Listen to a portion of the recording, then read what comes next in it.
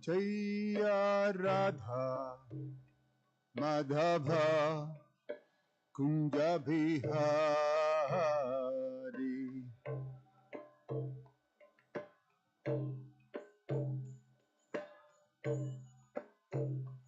Jaya Radha Madhava Kunja Bihari.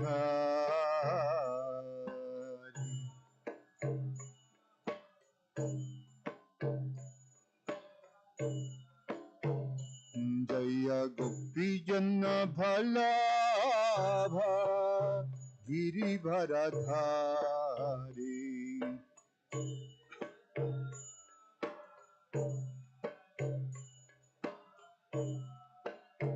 Yashoda Nandana Braja Jana Ranjana.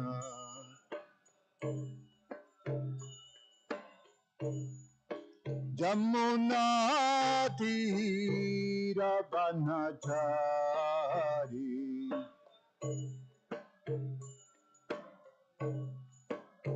Jaya Radha Madhava Kunja Bihari.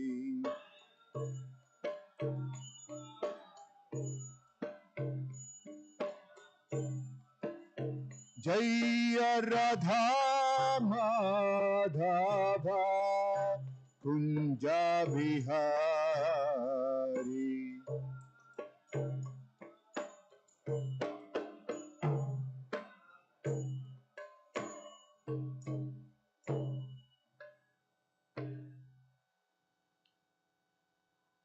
Jayam Vishnupad Paramahansa Parivrajacharya Ashtotara Shata Shishimad His Divine Grace A.C. Bhaktivedanta Swami Srila Prabhupada Ki Ananta Koti Vaishnava Vrinda Ki His Confounder Acharya Srila Prabhupada Ki Grantaraj Shimam Bhagavatam Ki Nitai Gaura Premanandi. Oh glories to the assembled devotees, oh glories to the assembled devotees, oh glories to the assembled devotees, oh glories to Shishi Guru and Shigoranga.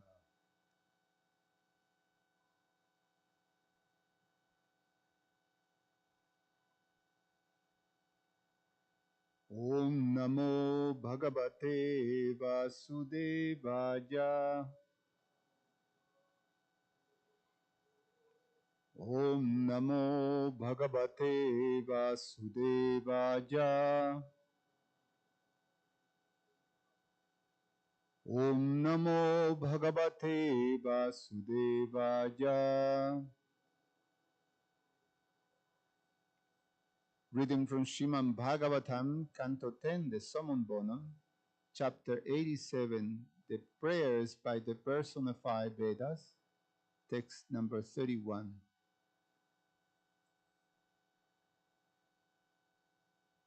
Nagatata ubhava prakriti puruso jajor ajajor.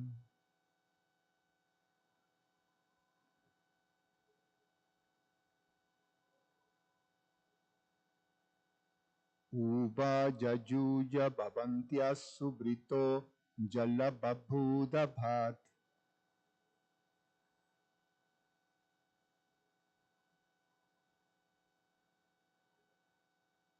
Tvajita ime tato bibidanama gunanai parame.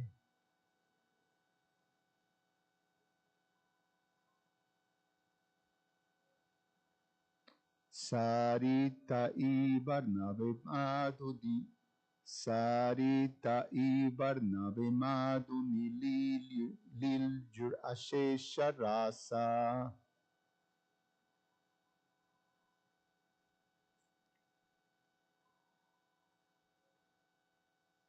Nagatata ubhava prakritir purushajor ajajor.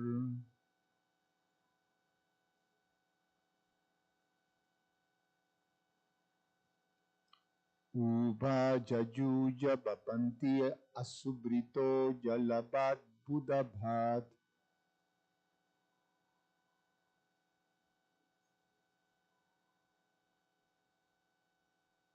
Twajita ime tatobi bidana maguna nai parame.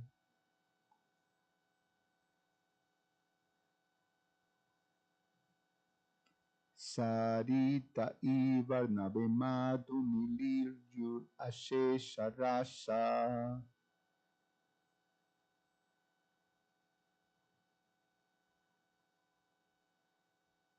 Nagatata udbhava prakritir purushayor ajajor.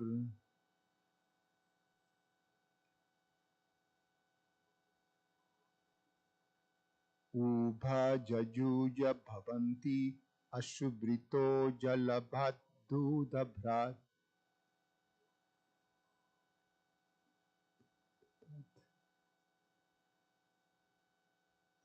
Twajita ime tatobi bidanama gunanai parame.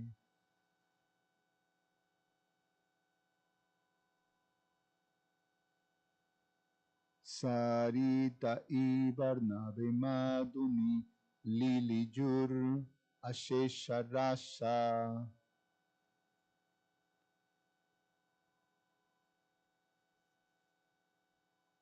Please chant.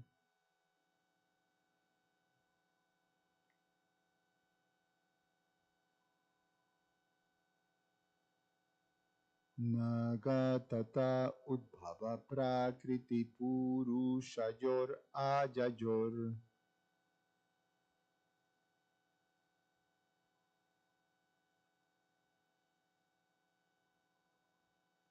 Ubhajajuja bhavantya subrito jalabadbudabhat.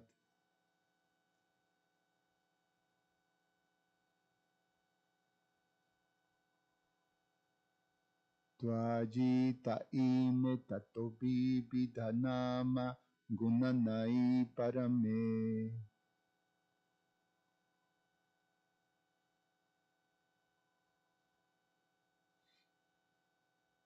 Sarita ivarnabe madhuni liljur ashesha rasa.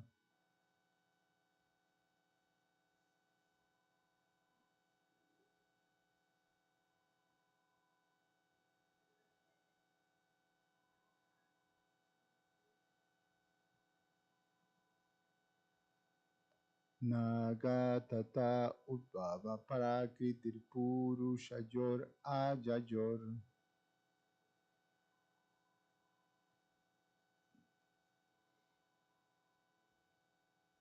Ubhajajuja bhapantya subrito jala badbhudabhat.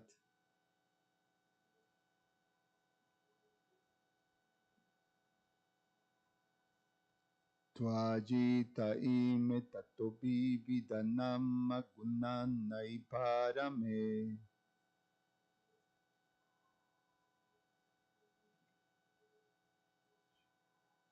Sarita ivarnabe madhuni liljur ashesha rasa. Nagatate does not happen. Udbhavaha degeneration. Prakriti of material nature. Purushayo and the soul who is her enjoyer. Ujayoho who are unborn. Ubhaya of both. Yuya by the combination.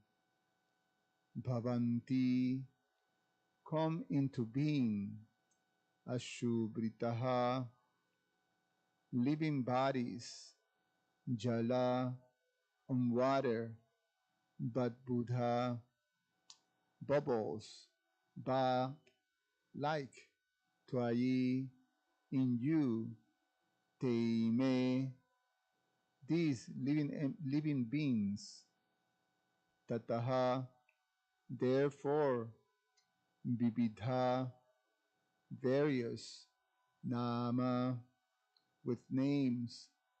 gunai, and qualities para me in the supreme Saritaha, rivers, Iva, As, Arnave, within the ocean, Madhuni, in honey, Liliuhu, becomes merged, Asesha, O, Rasaha, flavors, translation and purport by the disciples of His Divine Grace, A.C. Bhaktivedanta Swami Srila Prabhupada Ki Jai.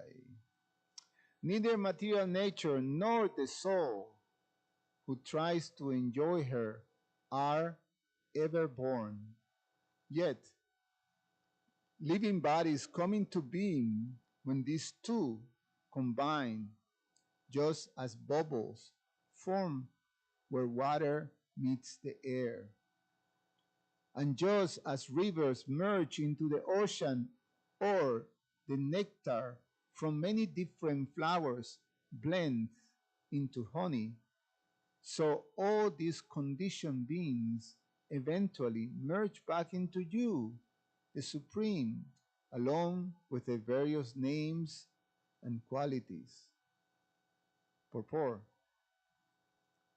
Without proper spiritual guidance, one may misunderstand the Vedas' description of the living entities emanating from the Lord to mean that they have come into being in this process and will eventually pass again into non-existence.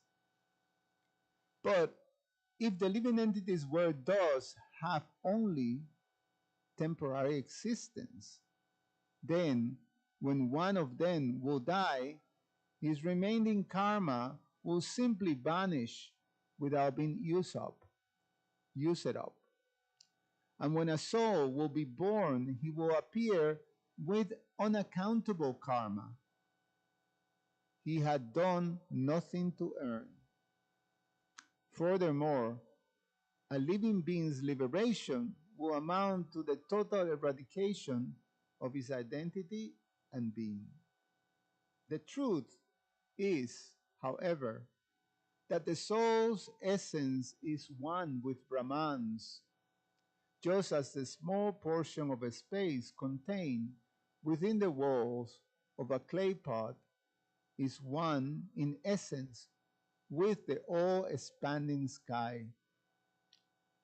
And like the making and breaking of a pot, the birth of an individual soul consists of his first becoming covered by a material body, and his death or liberation consists of the destruction of his gross and subtle bodies, once and for all.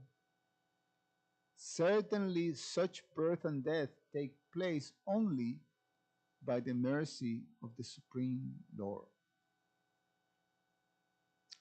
The combination of material nature and her controller that produces the numerous conditioned beings in the material creation is likened here to the combination of water and air that produces countless bubbles of foam in the surface of the sea. Just as the efficient cause, air, impels the ingredients, cause, water, to form itself into bubbles, so, by his glance, the Supreme Purusha inspires Prakriti to transform herself into an array of material elements, and the innumerable material forms manifest from those elements.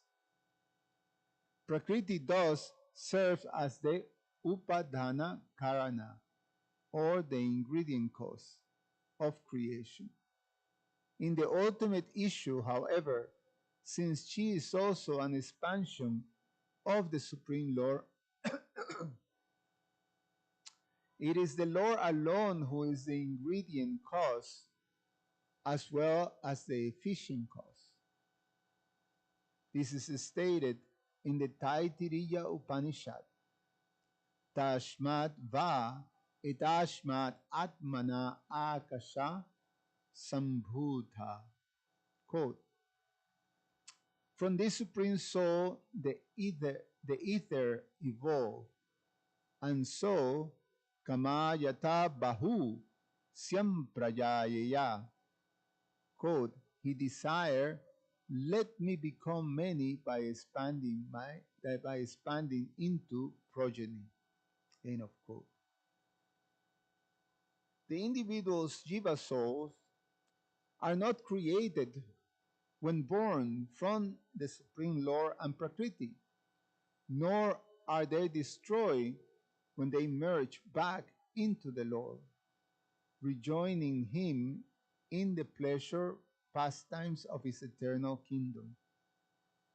And in the same way, as the infinitesimal jivas can appear to undergo birth and death without any factor change, the Supreme Lord can send forth and withdraw his emanations without himself undergoing any transformation. Thus, the Brihat Aranyaka Upanishad 4.5.14 affirms, Avinashi Vareyam Atma. Quote, this Atma is indeed indestructible. End of quote, a statement that can be applied to both the Supreme Soul and the subordinate Jiva Soul. As explained by Srila Sridhar Swami, the dissolution of the living being's material condition occurs in two ways, partial and complete. Partial dissolution occurs when the soul experiences dreamless sleep, when he leaves his body and when he leaves his body and when all souls re-enter the body of Mahavishnu at the time of universal annihilation. These different types of dissolutions are like the mixing of nectar brought by bees from the different kinds of flowers. The different flavors of nectar represents the dormant individual karmic reactions of each living entity, which still exists but cannot easily be distinguished from one another. In contrast, the ultimate dissolution of the soul's material condition is his liberation from samsara, which is like the flowing of rivers into the ocean.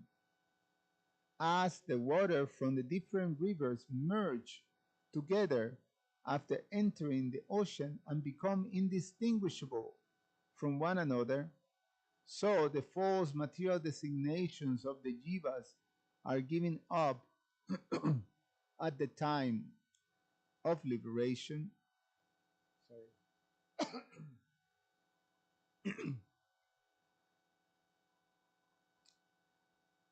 At the time of liberation, and all liberated jivas once again become equally situated as servants of the Supreme Lord. The Upanishad describe these dissolutions as follows: Yata saumya madhu madhu krito nishtishtanti nanatyayaman nanat na nanatyayanam brikshanam rasham samabaharam ekatam sangayanti te yatha tatra nabivekam labante amushyaham brikshaya rashosmi amushyaham raso smiti eva kalu samyema sarvapraja sati sampadya nabidu shati sapadya mahe, which Dravida Prabhu was here. Quote, my dear boy, this Parsha dissolution resemble what happens when honeybees collect honey by extracting the nectar from the flowers of various kinds of trees and merge it all into a single mixture. Just as the mixed nectar cannot be distinguished, I am the juice of such and such flower, or I am the juice of another flower. So, dear boy, when all these living entities merge together, they cannot consciously think, now we have merged together. This is for the Chandogya Upanishad 6, 9, 1 and 2. Yatha nadya syandhamana samudre stangachanti namarupe vihaya tata vidwan namarupad vimukta parat param purushan upaiti divyam.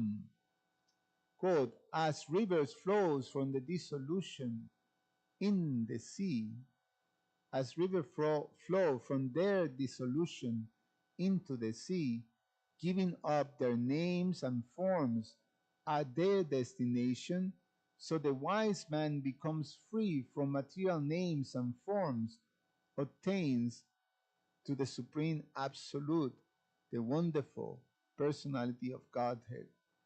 End of quote, Mundaka Upanishad 3.2.8. Sridhar Swami prayers. Jasmin udyat bilajan apiyat bhati vishwan lajadau. Jivo petang guru karunaya kevalat atma babodhe atyantam tam brajati shahasha sindhuvat sindhu madye chitam tribhuvana gurum Bhabavaye Tamni Simham. The Supreme Lord is self-effulgently omniscient. By His great mercy, this universe, which is subject to repeated creation and destruction, remains present within Him after merging back into Him along with the living entities and at the time of cosmic dissolution. The total withdrawal of the universal manifestation occurs suddenly, like the flowing of a river into the ocean. Within the core of my heart, I meditate upon that master of the three worlds, Lord Nrsimha. Om Jnana Timirandasya Jnananjana Shalakaya Chakshur Ummilitam Jena Tasmai Sri Guruve Namaha. Namo Vishnu Padaya Krishna Pasaya Bhutale Srimate Ramapada Swami Niti Namine. Namo Vishnu Padaya Krishna Pasaya Bhutale Srimate Bhaktivedanta Swami Niti Namine. Namaste Saraswate Deve Gauravani Prucharine Nirveshesha Shunyavadi Pashatyadi Satarine Vancha Kalpa Tarubhyascha Kripa Sindhu Vyaevacha Patitanam Pavanebhyo Vaishnavebhyo Namo Namaha.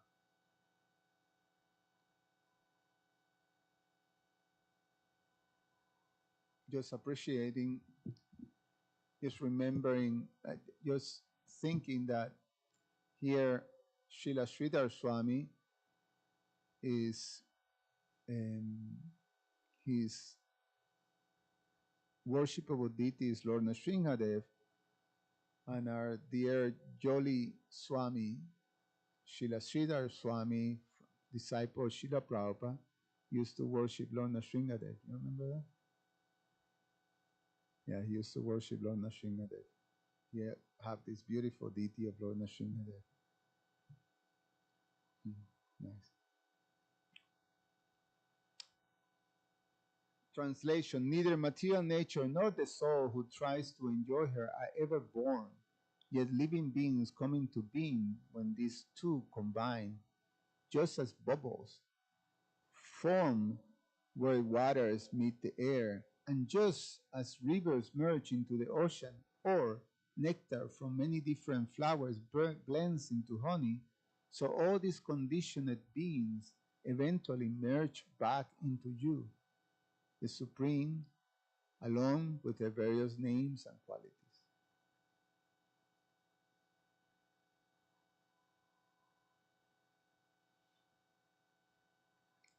So the beginning of the purport highlights that without spiritual guidance, proper spiritual guidance, this is just very difficult to understand, very confusing. To fully understand the absolute truth and such an expansive and unlimited manifestation of opulence and the activities and the creations that come from the energies. These are the energies of the Lord. It's not even himself, just by his energies.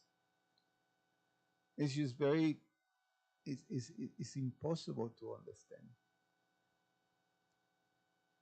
It can only be understood by the Lord himself.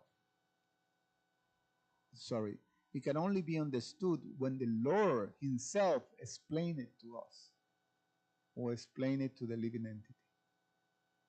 Otherwise, it's impossible. These are supreme energies.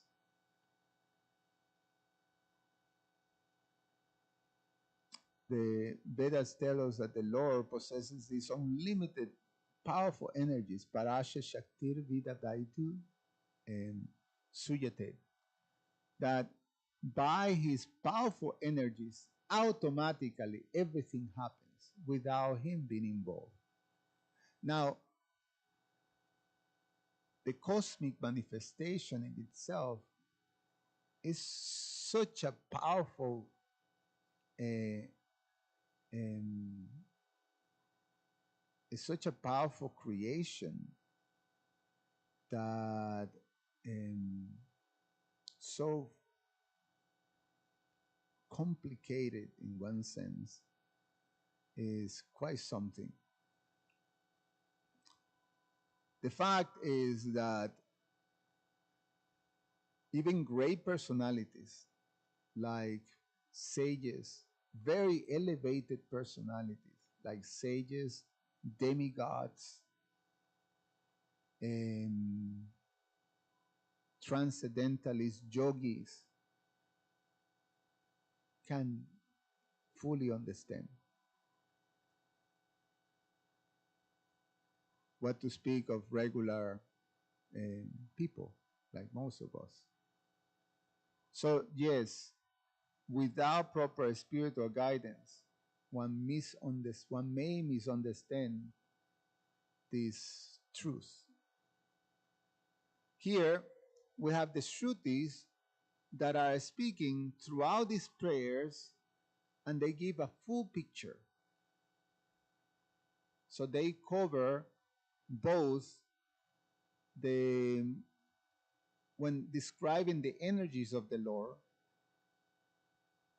it describes the energy of the Lord in the whole spectrum that um, that are especially from the perspective of this cosmic creation. So from this perspective of the cosmic creation, we have the experience of the Lord as basically Brahman, Paramatma, and Bhagavan. So they cover the whole spectrum of this absolute truth. And as they offer prayers, they focus on a particular aspect, either the impersonal aspect, or the localized aspect, or the Bhagavan aspect.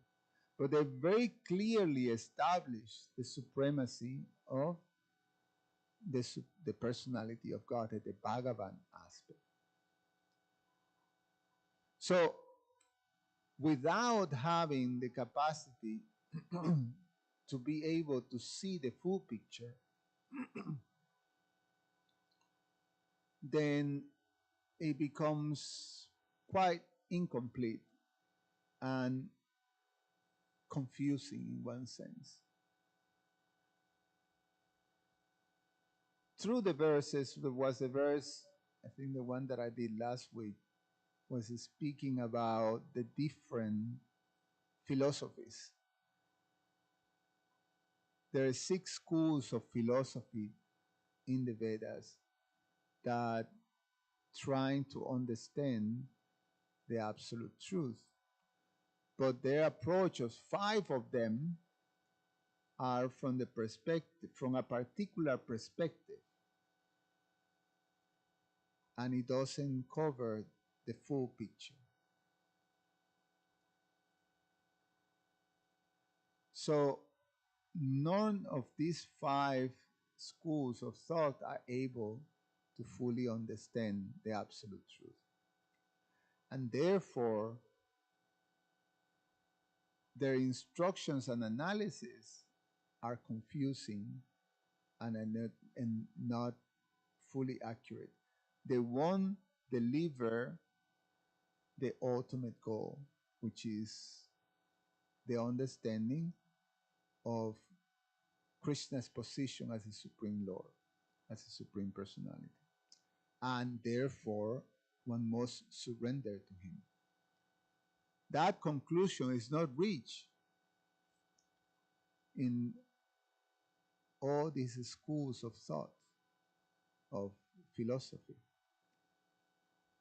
Or better to say, that truth is obscure, is covered, is there if they properly follow, which is quite wonderful. If they get the spiritual guidance, proper spiritual guidance, they will reach there, because within those teachings, the absolute truth can be found. For example, during the time that Maharaj Parikshit was asking the questions to Sukadev Goswami, all the representatives, all the sages that represents all the 6 schools of Vedic thought were present there. All of them, including their leaders. Jaimini Muni, Gautama Muni, Gautama Rishi, Kapila, everybody was there. Jaimini, Charvaka, everybody was there. And they came there to honor Maharaj Parikshit and with the desire to help Maharaj Parikshit. And Maharaj Parikshit presented the question to them. You know, what is the ultimate activity that a person in this material world should do? What is the highest truth that one can take shelter of, especially when you're facing death? And they took that question from the approach of their limited compartment of the absolute truth. And because they were touching different aspects, they couldn't agree. They all were in disagreement. The example that our acharyas give is the example of the 6 blind men, or in this case 5 blind man, 5 blind men trying to explain an elephant. Remember that? They were touching, there was a blind man holding the leg of the elephant, and he described the elephant. No, this elephant is a pillar. It's like a pillar. And then another blind man touching the body, the torso of the elephant. Oh no, the elephant is like a wall, and there was one touching the tail of the elephant. No, this elephant is like a rope, and the other one was touching the ears. No, no, no. The elephant is like a fan, and the last one was touching the trunk. No, no. This elephant is like a snake. It's like a hose or something. So they all had an incomplete understanding of the elephant. So if you put them all together, then you can start to make sense of an elephant. So they couldn't agree. They couldn't agree. And even, trying to negotiate, that they couldn't even agree which person would be the right person to represent them all. So some of them suggested, oh, let it be Narada Muni. So Narada Muni is the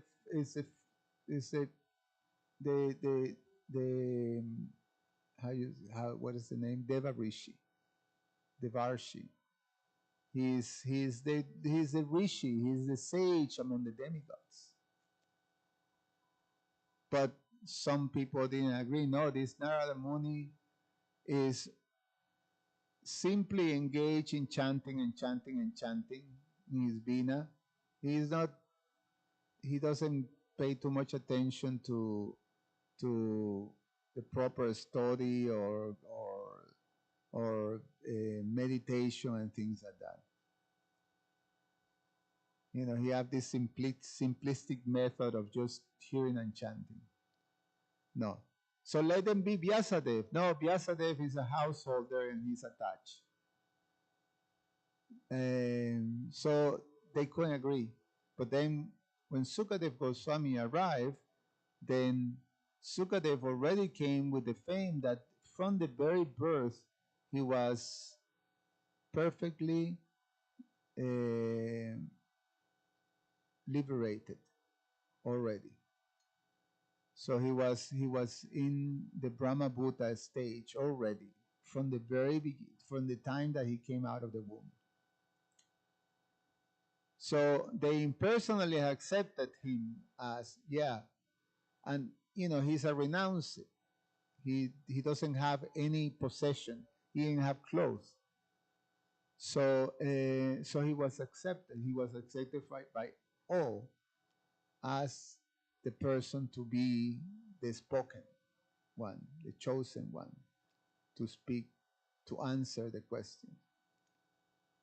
So when Sukadev Goswami started to answer these things, through the questions of Maharaj Parikshit, he was able to give the means for each one of these schools to reach the highest perfection. From the very beginning, he established.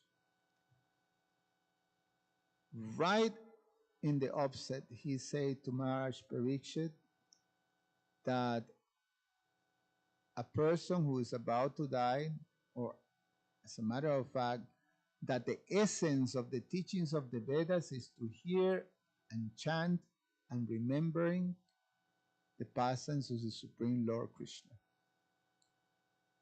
Bang! That's what we say to everybody, to Maharaj Parikshit. And of course, many of them, they didn't accept Krishna as the Supreme. They have other ideas. So Sukadev Goswami then started to explain, well, Maharaj Parikshit understanding, because Maharaj Parikshit witnessed. And, you know, it's so wonderful, the character of Maharaj Parikshit, that he is very much thinking of others at all time. It's just part of the quality of such a, you know, advanced Vaishnava, that, you know, it's not that he's thinking of himself to benefit himself, but he's constantly thinking of how the, you know, the sages can benefit from this. Because Maharaj Parikshit, when he heard that the essence of all activities is to hear and chant and to worship and remember in Krishna, he was delighted. He was very happy, because he was a devotee of Krishna. And then he thought, but many of these sages, they don't accept Krishna. So then he asked Sukadev Goswami that how can, you know, what you should do if you don't accept Krishna as supreme. Then Sukadev Goswami goes on to explain the process for the yogis who are meditating in Paramatma. So he says, so then he explains, well, what you should do is, you know, you should practice yoga. You should practice Astanga yoga. And while practicing Astanga yoga, you do, you perfect each one of the angas, or the limbs of this, the 8 limbs. So you start with yama, niyama. Yama, you accept the regulations, of the practices. You know, um, um, you control your senses, you control the discipline of the activities. So you do all the things to control your senses, and or to regulate, regulations. You follow regulations.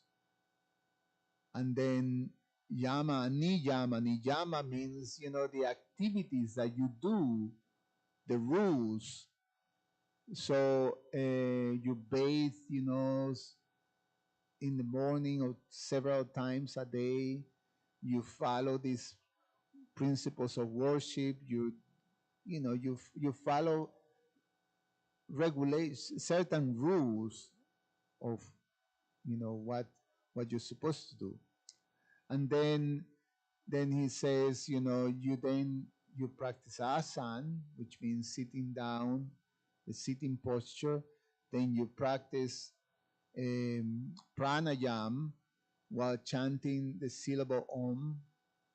And then as you do that, then you become purified, and the mind becomes strong by that type of practice, physical practice, that you can start to control your senses. The pratyahara is the next. So you go nama and jam niyam. Then you have asan, pranayam, pratyahara. From pratyahara, and once you start to control your senses, then you can start to focus your activities, your concentration and your meditation, and start to become focused, which is dharana. And then you can do dhyana, which is meditation. And when that meditation reaches its perfection and you purify fully yourself, And the thing that he says to meditate on, you meditate on the super soul, the form of the Lord within the heart. And then you reach samadhi. So then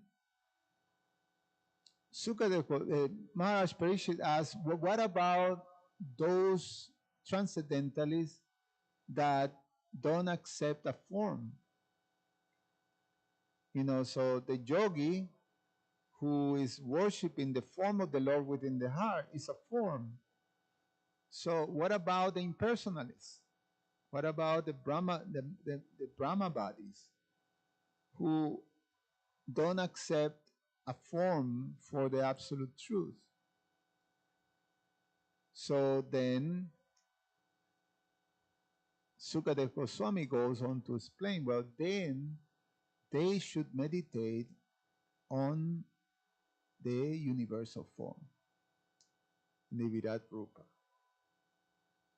And the Maharaj Parikshit asks, well, isn't that a material form? Isn't that not a transcendental form? But then Maharaj Parikshit say, because it's a manifestation of the Lord's energy, it actually is divine. So this energy of the Lord is divine. So, and when the transcendental is engaging in this type of meditation, it does become purified. And at one point, it will lead him to accept a personal form. So, within this whole, the whole Vedic, the whole knowledge of the Vedas, everything is there to guide one towards the ultimate goal, which is to understand the personality of Godhead. That Vasudeva Sarvamiti, Krishna is everything. So, so it's important that one have this guidance. Otherwise, it's impossible. So, where is this full knowledge? Krishna described this knowledge as the king of all knowledge. He described it as the imperishable science of yoga. The imperishable science of yoga that is transmitted from him into this material creation. So is first instructed by him, Krishna himself. So we know that this transcendental knowledge, this full picture that one is required to understand, in the Bhagavad Gita, this imperishable science of yoga, in a nutshell, is described by this understanding, the understanding of the divine nature of Krishna's appearance and activities. So, this understanding is imparted by Krishna to Lord Brahma, and then Lord Brahma to Narada, and so on, like that. It comes down in the cyclic succession, and through that one can fully understand. Lord Brahma instructed Narada, and the circumstance also was very beautiful. It's narrated also in the second canto of the Bhagavatam, because Sukadeva Goswami explains that Lord Brahma, he, after what is mentioned here, the annihilation, he enters into the body of Lord Vishnu, or he enters into a slumber. It's almost like everybody goes to sleep during the night of Brahma. And then when he wakes up again, then he forgot. So he started to meditate on the Virat Rupa, but his meditation led him to again connect with Krishna, and Lord Vishnu manifested to him, shook his hand, and then um, gave him all this knowledge. Yes, Lord Vishnu explained to him how to do the whole building of the universe. So now Narada, he was a son of Brahma. He was, he's one of the mental sons of Brahma. And in the core of Lord Brahma is being praised by all as the supreme. But Narada is very intelligent. He thought, well, yes, my father, Lord Brahma, is supreme, but I know that he has performed many thousand years of austerities and meditation. So why does he do that if he's supreme? It means that he is meditating and he's, doing this to obtain the blessings of someone that is higher. So then he inquired that to his father, to Lord Brahma. So, is there someone higher than you? Who is the source of the creation? He asked about the creation. And Lord Brahma went on to explain to him the knowledge he received from Krishna himself, from Lord Vishnu. And the whole thing, as explained, is about the creation. So to understand this creation from the full perspective of the absolute truth, without that knowledge that comes from the Lord, it will be impossible. So then you have this, from the perspective of the material experience, this completely conflicting truth, the impersonal aspect and the personal aspect. So to fully understand that is very difficult. So it requires that. So this is something that is being delivered here by the Shrutis that are praying with a full understanding of the full picture. But if one takes one of these things that they say out of the context of that full picture, then forget about it. Confusion, misunderstanding, like that. So we're ever grateful to have the explanations of our acharyas. In the next few minutes, I'm just going to read Srila Vishwanath Chakravarti Thakur, which is have this wonderful way of commenting, and it becomes, it paints a picture very nicely. So this is Srila Vishwanath Chakravarti Thakur. It is seen that others criticize this doctrine, the doctrine of, again, what the verse is saying, that the living entities, the living bodies come into being with this when the two combine and then they merge. This whole, what the verse is playing, Srila Vishwanath Chakravarti say that there is some criticism out there on this doctrine. So he questioned, if you say that the jivas are born from Paramatma, then that means that the jivas are not eternal. So remember, they're saying, the Shrutis are saying that both Prakriti and the jivas are eternal. They're not born, which is part of the, Sankhya philosophy that is explained in the Gita, that is explained in the Bhagavatam. The energies of the Lord are eternal. They don't come into being. Krishna says that in the Gita of the living entity. Never came into being, no in the future will be to be, is they're eternal.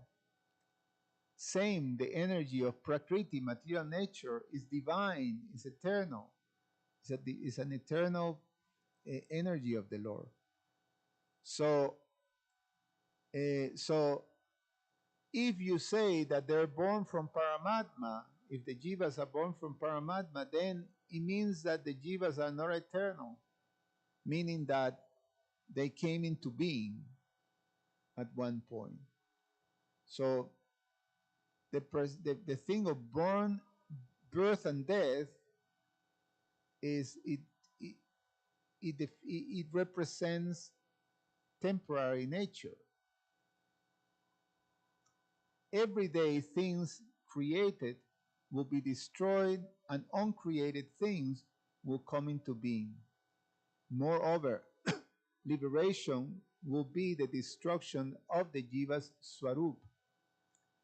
But the jiva's swarup is Brahman, just as the unlimited sky, limited by the pot, when the pot is broken, remains unlimited. When the upadis of the jivas are broken, then liberation is obtained. The appearance of the upadis is called the birth of the jivas. The jiva itself is not born. So, what really takes birth, this body, what Srila Vishwanath Chakravarti Thakur explained, is the designations that we have. What are the designations coming from? They coming from the actions that we perform in this world. The karma. Karma creates these designations, these bodies that we receive. So liberation means when all these things are eliminated, these upadis are eliminated. When these upadis are not eliminated, then we have to remain in this world. So then he goes on to explain. The Srutis express this doctrine in this verse. So this is his way of paraphrasing what the Shrutis say. Srila Vishwanath Chakravarti. In this regard, does the form of the jiva arises from Prakriti, from Purusha, or from both? If the jiva arises from Prakriti, then the jiva will be without consciousness. Nice. Huh? If the jiva arises from the Purusha will be changeable. The Shrutis in the first line of this verse reject this third alternative, that the jiva arises from both Prakriti and Purusha, because the Shruti declares that the jiva is not born of both of them. So the important part to understand is that they're making it clear that these both Prakriti and the jivas are eternal energies of the Lord.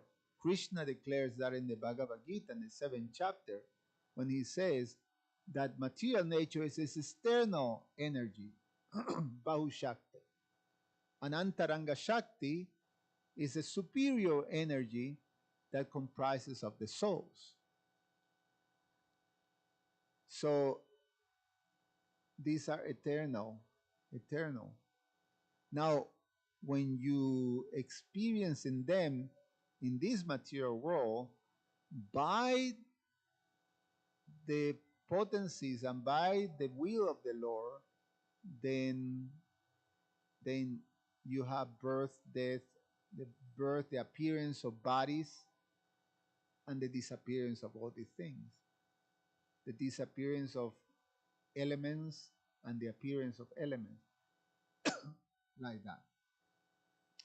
from the perspective of the material world. So they are establishing that you can have that perspective, and the philosophies that are not properly guided by self-realized bhaktas then have it all wrong. So some simple analysis of this. Any comments or questions?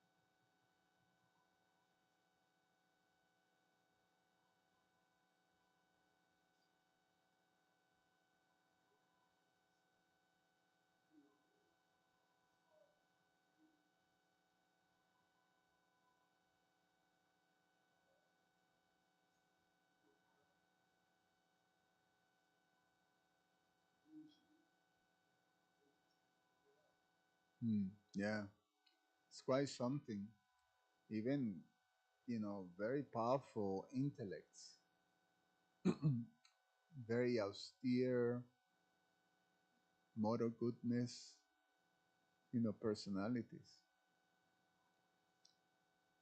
and, you know, powerful people, and somehow or other, uh, because they are being, their intelligence is being stolen by illusion, then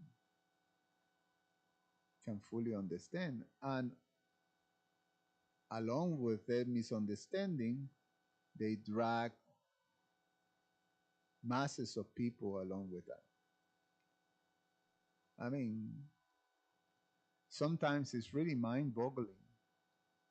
You get to know people that are really intelligent, really nice, sincere, and they've been sort of misled and taken by, really, from our perspective, because we've been protected by Srila Prabhupada and Prabhupada's movement, and you can see the thing, because we're doing something that is by Prabhupada's grace, which is the exact recommendation that Krishna gives of how to properly purify oneself and start to understand. We're hearing and chanting and remembering Krishna regularly every day. We're doing that every day. And that hearing and chanting allows one to actually create this proper spiritual intelligence that allows you to see and discriminate. We're developing the capacity to discriminate according to the um, Bhagavad Dharma.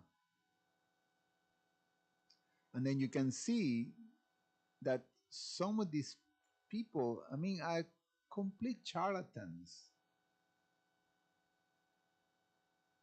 and sometimes even they're exposed, but you know, regular people that are not fully under the shelter of a pure Vaishnava, they're so gullible, very easily misled. And there's one fellow who is claimed to be the Kali Yuga avatar, who is considered right now a felon criminal in India. He's not accepted in India, so he have to stay here. And he have a movement of people. And then one of the persons that were, sometimes come to the temple, really nice person, is completely taken by this fellow. And then once say, how is it possible that, you know, you do that? And then my wife and I, we were part of this um, um, the Parliament of the World Religion.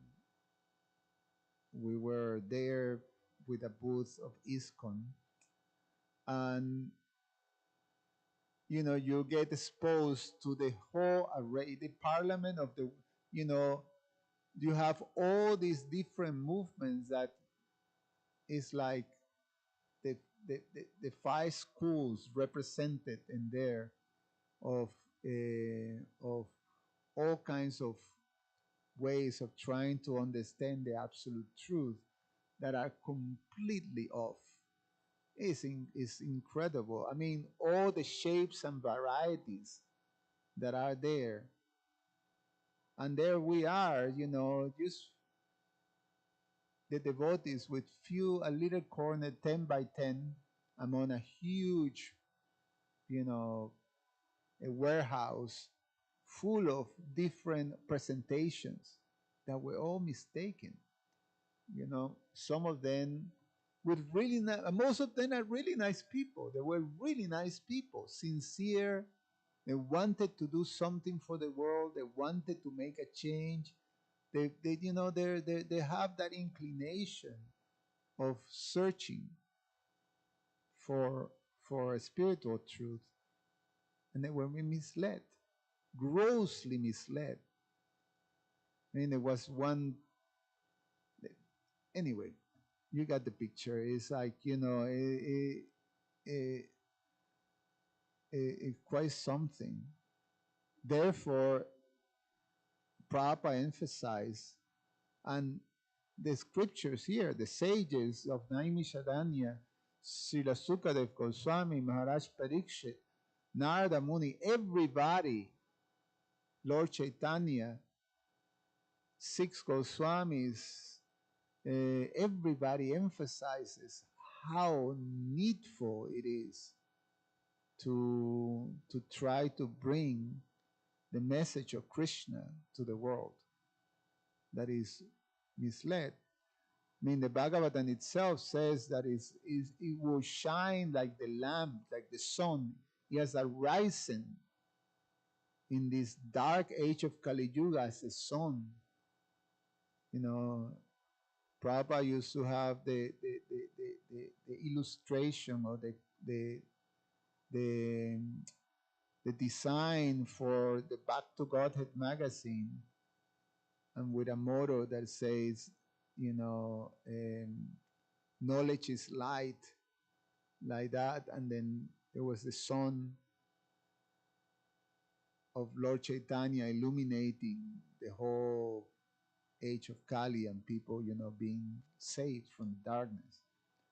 So yeah, this message is necessary. This message gives the full picture. It's like light in the dark. Then you can see things.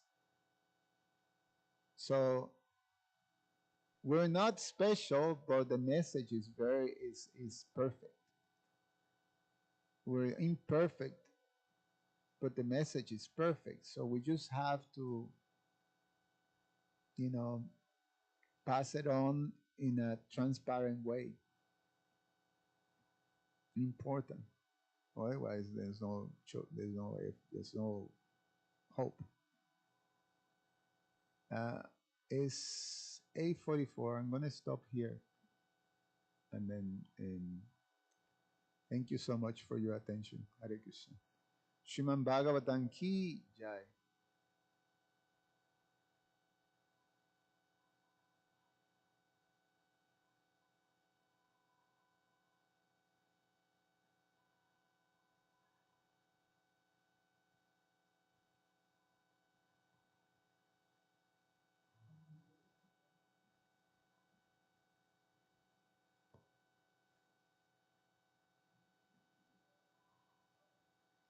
Pada kamalam.